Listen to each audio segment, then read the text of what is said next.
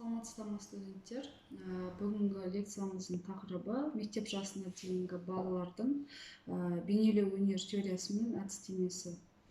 Яғни бұл бұл тақырыпта тоқталатын ең негізгі мәселе, ең бірінші біз мақсатына тоқталып кетейік.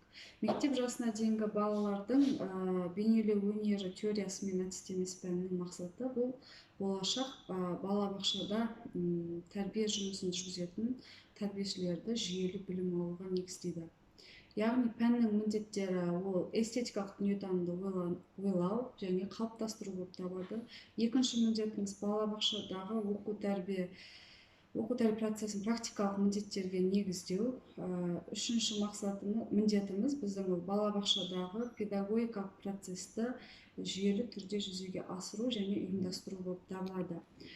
Бұл пәнге қысқаша шолу жасап кететін болсақ, бұл курстың міндеті негізгі мамандық бойынша оқыту, бағдарламаның бейнелеу өнер пәні негізінде оның мазмұнын айқындау және де болашақ тәрбиешілерді курстың негізгі міндетін, яғни суретті қай бетте орналасу керектігін және графика, кескіндеме, сәулет бөлімдерімен толықтыру болып табылады. Әдістеменің оқыту әдебиеттерімен де жұмыс жүргізу керек. Яғни тәрбиеші маман ол тәжірибесі болу керек. Ол балаларға үйретудің алдында өзінің тәжірибесін іске қосу керек. Яғни балалармен жұмыс жасау қабілеті, балаларды қалай қағаз тарату, балаларға қаламды қалай ұстау керек және ең басты сумен жұмыс жасау керек. Одан кейін графиканы қағаздың қай бөлігіне орналастыру керек және де сол бөліктердің қалай салу керек, ары қарай жалғастырып, балалармен бірлестікте жұмыс жасау керек. Содан кейін барып, ол суреттерді алып, тақтаға іліп, марапаттау және де балалардың кемшіліктерімен жұмыс жасау сияқты жұмыстар жүргізу қажет.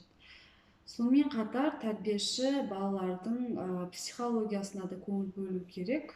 Яғни әр бала әр суретті әрқалай қабылдайды. Біреулері тігінен, біреулері ортасынан қарайды дегенде, сол суреттердің ең бірінші салдырмас бұрын суреттің маңызы жайлы ұғым беріп кету керек.